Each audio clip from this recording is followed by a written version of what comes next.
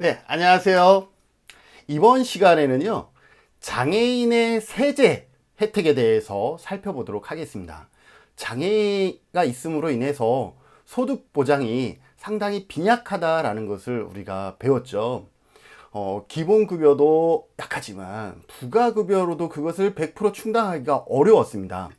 그래서 그러한 부분들을 보완하기 위해서 세제 혜택과 감면 혜택, 이러한 혜택들이 있는데, 이번 시간에는 세제 혜택, 12가지의 세제 혜택에 대해서 같이 살펴보도록 하겠습니다.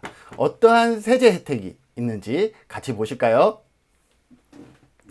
네, 화면으로 들어가 보겠습니다. 네, 첫째, 소득세 공제가 있습니다. 지원 대상은 등록장애인이고요. 지원 내용은 부양가족 공제 시, 그죠? 장애인의 경우 연령 제한이 미적용됩니다. 무슨 말이냐 하면, 우리가 일반적으로 연말정산이나 종합소득 신고할 때 인원, 그죠?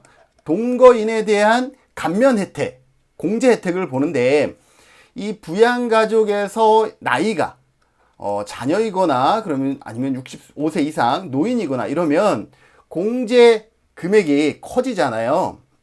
그래서 장애인인 경우에는 직계 어쨌든 공제 대상이라 그러면 그 안에 들어가 있는 직계, 존속, 비속, 형제, 자매의 경우, 장애인의 경우 연령 제한을 미적용하기 때문에 공제율이 높아지죠.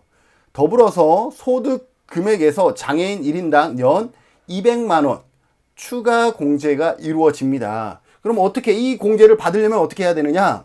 연말정산이나 종합소득 신고할 때 여러분들이 공제 신청을 하시면 됩니다. 혹시 모르니까 이제 부양가족 중에 누가 있는데 장애가 있습니다. 장애 등록으로 처리해 주십시오. 혹시 뭐 필요한 서류가 있다 그러면 여러분들이 그 장애인 등록 카드라든지 이런 것들을 제출해 주시면 됩니다. 혹시 연말정산과 종합소득 신고가 뭔지는 다 아시죠? 연말정산은 근로소득만 있는 분은 연말정산을 하게 되는데, 근로소득 외에 뭐 기타 소득이라든지 사업소득이라든지 이것이 있는 경우는 뭐예요? 근로소득이 완료가 된 다음에 그 다음에 종합소득 신고가 이루어져요. 모든 사업장에서 A라는 사람이 근로소득이 있으면 연말정산이 끝나야 A라는 사람의 근로소득이 얼마인지가 기록되겠죠. 그리고 다른 데도 이렇게 들어오겠죠.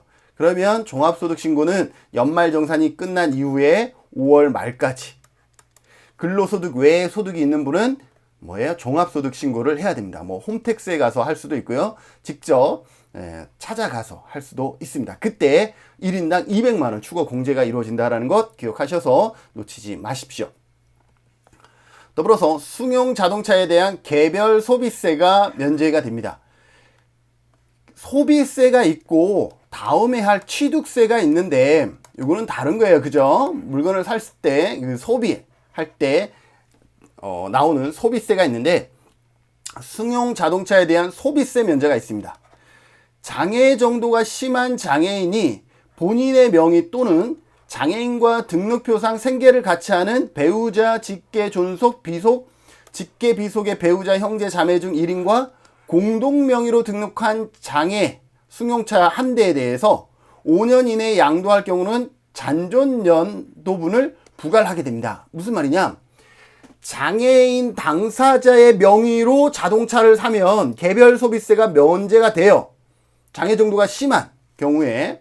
그런데 이 장애 정도가 심해서 본인이 운전을 못하지만 가족 중에 누구가 이 장애인의 이동을 돕기 위해서 자동차가 필요하잖아요. 그러면은 예를 들어서 배우자의 이름으로 차를 사는 것이 아니라 그 장애인과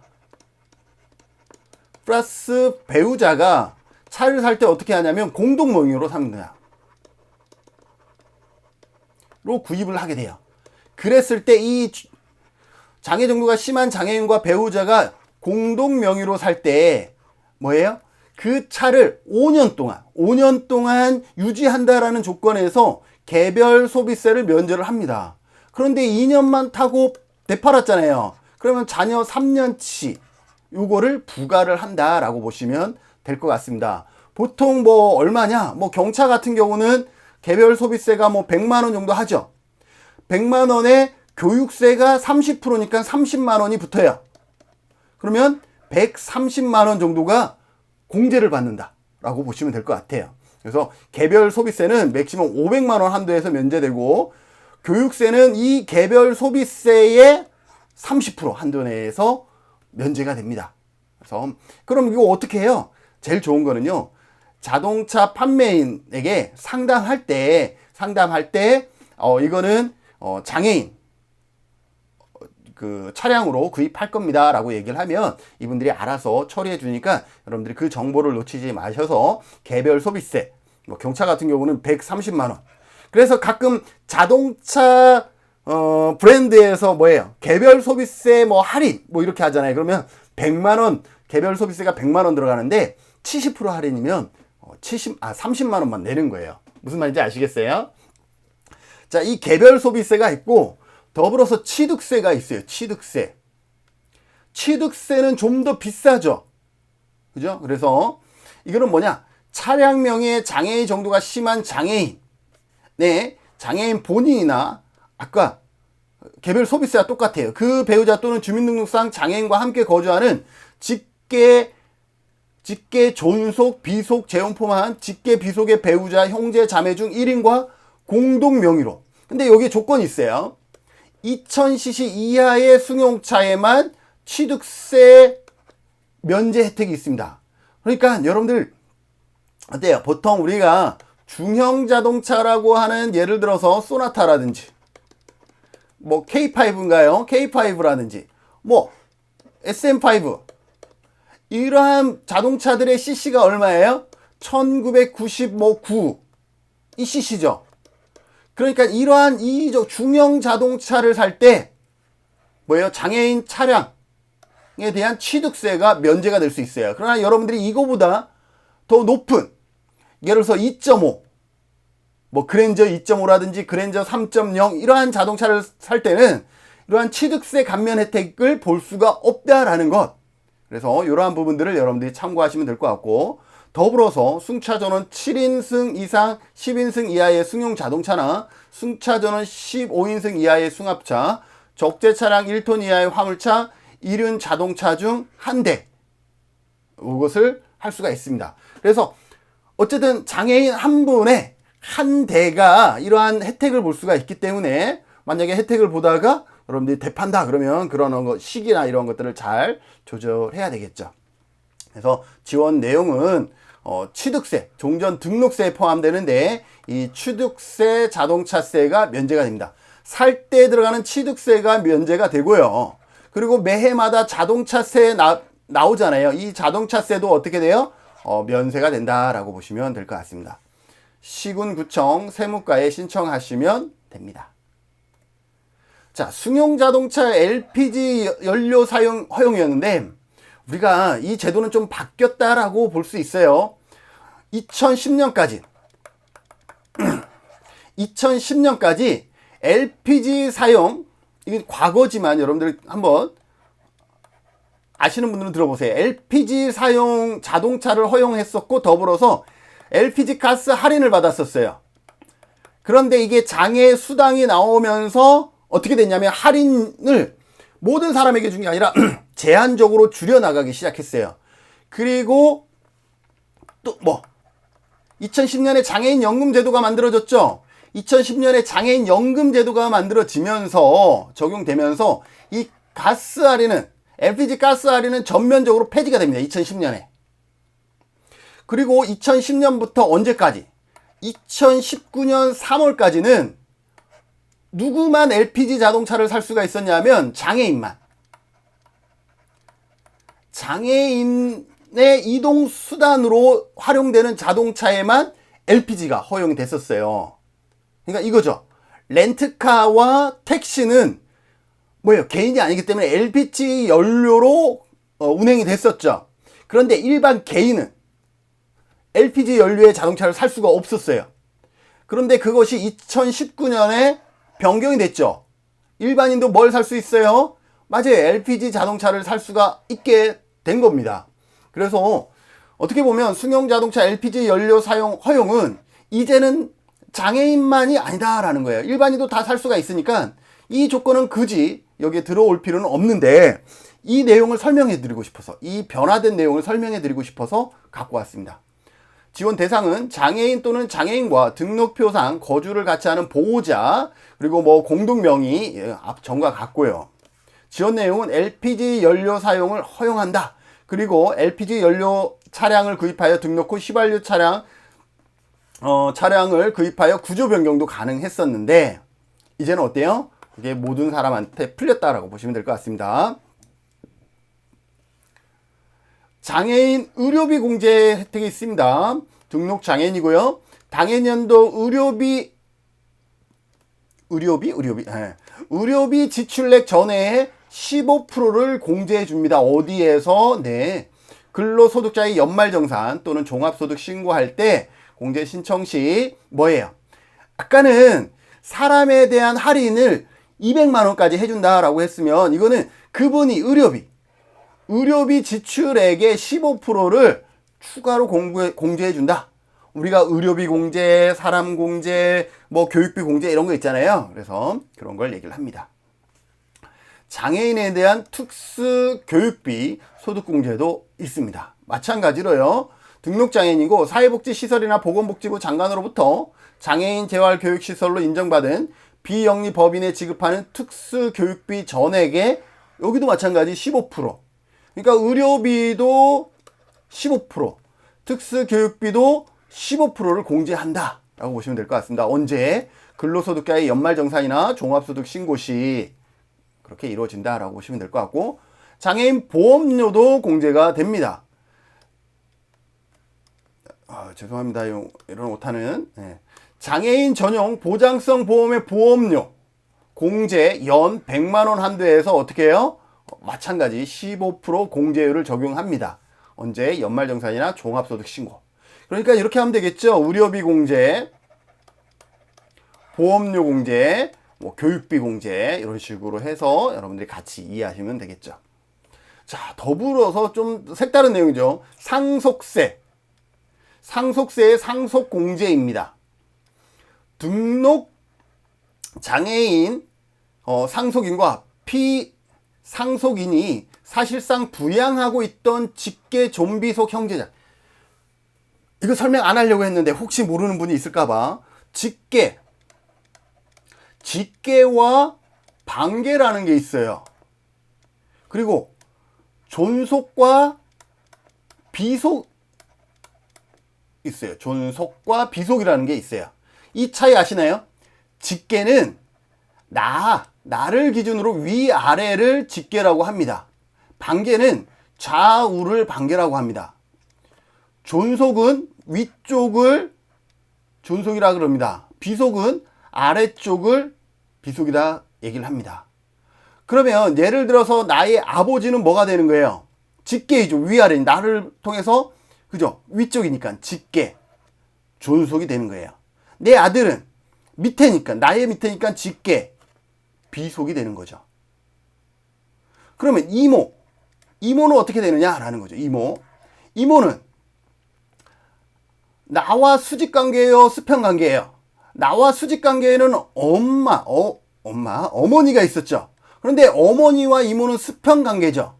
그렇기 때문에 나 입장에서는 이모는 수평관계예요. 그래서 이모는 반계예요, 반계. 반계인데 위에 아래에 위죠. 그래서 반계 존속이 되는 거예요. 조카 있죠, 조카. 근데 누나의 뭐 아들딸이라든지 뭐 동생의 아들딸이라든지, 그러면 나와 누나는 수직이에요, 수평이에요? 수평이죠. 그러니까 반계예요, 반계. 그리고 조카는 나보다 밑에죠. 그러니까 반계 비속입니다. 무슨 말인지 아시겠어요? 그래서 직계냐, 반계냐, 존속이냐, 비속이냐, 이렇게 직계 존비속이라는 것은 뭐예요? 직계이면서 존비속을 얘기를 하는 거예요. 그러니까 나와 아버지와 아들과 뭐 할아버지와 손자와 이러한 관계를 직계 존비속이라고 그러는 거죠. 자, 형제 자매는 존비속에 해당하지 않잖아요. 그죠? 그렇기 때문에 이렇게 형제 자매로 하는데, 여기 그러면 반계 존속이나 비속으로 할 수 없는 것은 뭐냐면 여기에는 형제 자매이기 때문에 뭐 이모라든지 뭐 이모 할머니라든지 이런 분이 포함이 안 되는 거예요. 그러니까 그 문자 하나하나를 여러분들이 잘 이해하시면 충분히 해석할 수 있다. 기억하세요. 직계와 반계, 존속과 비속의 관계를. 자, 지원 내용은 상속인이 재산을 상속받아 상속세를 납부하게 될 때, 자, 누군가가 아버지가 아들에게 상속을 하는데 이 아들이 장애가 있어요. 자, 그러면 500만 원의 상속 개시일 현재 통계법 18조에 따라 통계청장이 승인하고 고시하는 통계표에 따른 성별, 연령별 기대 여명의 연수를 곱한 금액을 어떻게 한다? 공제한다. 이거 무슨 말이냐? 자, 아버지가 돌아가셨어요. 그래서 장애가 있는 자녀에게 상속을 합니다. 그래서 일반적으로 상속세를 했더니 이 금액이 나온 거죠. 상속세 과세가액이라 그래서 5억의 가치가 나왔다든지 뭐 이렇게 되는 거죠. 그러면 이 부모가 죽을 때의 나이가 몇 살이냐라는 거죠. 부모가 아니고 자녀겠네요. 자, 그러면 예를 들어서 이때 당시 기대 여명이 지금 뭐 80세가 넘어가는데 80세라고 합시다. 그런데 상속자가 50세예요, 50세. 자, 그러면 몇 살이 남았어요? 30세가 남죠, 30세. 그러면 500만 원 곱하기 30이 되는 겁니다. 그럼 얼마가 되죠? 1억 5천. 1억 5천만 원이 뭐가 되는 거예요? 과세과액에서 빠진다라고 보시면 될 것 같습니다. 무슨 말인지 아시겠어요? 이렇게 계산하는 겁니다. 기대 여명과 상속받는 사람의 나이의 차. 내가 어리면 어릴수록 기대 여명과 차이가 커서 상당히 많은 시간이 걸리겠죠. 그러면 더 많은 금액이 과세과액에서 차감된다라고 보시면 될 것 같습니다. 그래서 세금이 적게 세금을 내도 된다라고 보시면 될 것 같습니다. 이 계산식 여러분들 이해하셨나요? 기대 여명. 그때 당시의 기대 여명에서 그때 당시의 연령을 빼는 거예요. 그러면 30이 나왔다 그러면 이 30을 여기다가 곱하는 거예요. 기대 여명의 연수라는 것은 기대 여명이 아니라 연수, 언제 얼마나 남았느냐라는 거예요. 증여세 과세과액의 불산이 등록장애인이 친족으로부터 재산을 증여받고 다음의 요건을 모두 갖추면 증여받은 재산 전부를 신탁업자에게 신탁하였을 것. 그 장애인이 신탁의 이익 전부를 받은 수익자일 것. 신탁 기간이 그 장애인이 사망할 때까지로 되어 있을 것. 뭐냐 하면 우리 뭐 한국 뭐 토지 신탁 뭐 이런 거 있잖아요. 신탁 들어간 데 있잖아요. 내가 증여를 받았는데 그 돈을 그 신탁에다가 전부 다 5억을 받았으면 5억을 신탁에 다 예치한 거예요. 그러면 어떻게 되냐? 지원 내용 보면 장애인이 생존기간 동안 증여받은 재산가액의 합계액에 대하여 최고 5억 원까지 증여세 과세가액의 불산입 증여세 부과 사유가 발생하면 즉시 부과. 불산입한다라는 거예요. 여기까지. 증여세를 5억 원까지는 불산입하겠다라는 거예요. 5억을 받았는데 이걸 쓰지 않고 신탁에다 예치를 하면 어떻게 돼요? 그리고 이 예탁해서 이자의 수익이 그 장애인 혼자 1인이 될 때 뭐예요? 증여세를 불산입하겠다라는 거예요. 그런데 만약 그러다가도 죽기 전에 신탁을 해지하거나 연장하지 아니하면 어떻게 되는 거예요? 그 다음에 수익자에 변경하거나 증여재산 가액이 감소하는 경우 이런 경우는 즉시 부과하겠다라는 거예요. 신탁의 이익 전부 또는 일부가 그 장애인이 아닌 다른 사람에게 기속되는 것으로 확인되면 이러한 조건이 되면 어떻게 해요? 세금을 부과하겠다라는 거예요. 과세과액에 산입하겠다라는 거예요. 이해되시나요? 네. 그 다음 장애인 보장구 부가가치세 영세율 적용인데 왜 앞에 글자가 다 빠졌죠? 장애인 보장구, 장애인 용구, 특수, 정보통신기기 및 장애 이러한 이용에 필요한 특수 소프트웨어 등 다음에 해당하는 재화에 대한 부가가치세는 영해세율을 적용한다. 그게 뭐예요? 세금이 안 붙는다라는 거예요. 영세율이라는 것은 그거에 부가가치세가 안 들어간다라는 거예요. 부가가치세가 제로라는 거예요. 그래서 우리가 구입하는 단가를 낮추어 주는 거죠. 여기는 상당히 많은데 100개 이상의 영역이 있는데 그냥 몇 개만 적었어요. 의수족. 의수라는 것은 손을 얘기하는 거죠. 손수. 그 다음에 의족은 발을 얘기하는 거 아시죠? 그래서 의수족, 뭐 휠체어라든지 보청기, 이러한 것에는 뭐가 없다라는 거예요? 부가가치세가 없어요. 부가가치세가. 이게 없어요. 그럼 어떻게 돼요? 우리가 훨씬 저렴하게 살 수 있는 것이죠. 장애인 수입용품 관세도 감면이 됩니다. 그래서 지원 대상은 장애인이고, 장애인용 물품으로 관세법 시행규칙 별표 2에 정한 101종의 수입 물품에 대해서도 어떻게 한다? 관세를 면제한다라는 것. 그래서 이 부분도 여러분들이 필요하시면, 세관과 관련된 내용이 필요하시면 살펴보시는 것도 좋을 것 같습니다. 이런 게 있죠. 특허 출연료 또는 기술평가 청구료 등이 감면이 된다라는 거예요. 장애인. 누가? 장애인. 특허를 출원 시 출연료, 심사 청구료, 1에서 3년차 등록료, 기술평가 청구료를 어떻게 한다? 면제한다라는 거예요. 특허, 실용 신안원 또는 의장권에 대한 적극적인 권리 범위 확인 심사 시 그 심판 청구료의 70%를 할인하는 거예요. 특허는 여러분들 아시죠? 특허. 없던 것을 개발하는 거예요. 개발. 근데 실용 신안원은 뭐냐면 있었는데 이것을 변경했더니 아니면 뭐 수정했더니 더 좋아졌어. 이런 경우는 특허라고 할 수 없죠. 있었던 것에 대해서 뭔가를 가미한 거기 때문에. 그런 경우는 실용실안이라고 얘기를 합니다. 실용실안. 없던 것을 만들어서 그것을 등록할 때는 특허라고 얘기를 하는 거죠. 그래서 이런 것을 특허나 실용신안원 할 때는 70%를 할인한다라는 것. 그래서 뭐 출원, 심사청구, 기술평가청구, 심사청구 시 또는 등록 시 특허청에서 감면 신청을 하시면 된다라고 보시면 될 것 같습니다. 어때요? 네. 우리가 알게 모르게 우리는 잘 몰랐던 영역이지만, 그리고 내가 그 대상자가 아니었기 때문에 잘 몰랐을 뿐이지, 그래도 나름 장애인에게 주어지는 세제 혜택이 있었다라는 것을 우리가 알 수 있죠. 그런데 이러한 부분들 어때요? 알아야 혜택을 보겠죠.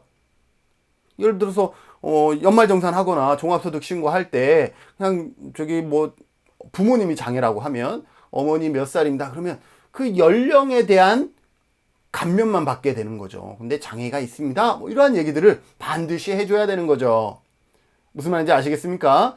상대방은 나의 정보를 다 알고 있지 않아요. 다 모른다라는 전제에서 여러분들의 어떤 이득이나 권리를 찾기 위해서 적극적으로 알려주셔야, 정보를 제공해줘야 되는 그런 위치에 있기 때문에 여러분들이 이러한 정보들을 알아서 필요한 어떤 혜택이나 이런 데서 배제되지 않도록 이렇게 해주시면 좋을 것 같습니다. 오늘 강의는 여기서 마치고요. 다음 강의는 다양한 세제 혜택이 아니라 감면 혜택이 있어요. 예를 들어서 뭐 그런 거죠. 어떤 박물관에 갈 때 입장료를 내는지 안 내는지, 이러한 부분에 대한 내용들을 다뤄볼 테니까요. 이번 영상 도움이 되셨다면 좋아요를 꾹 눌러주시고 다음 영상도 함께 시청해 주시면 고마울 것 같습니다. 수고하셨습니다. 빠이빠이.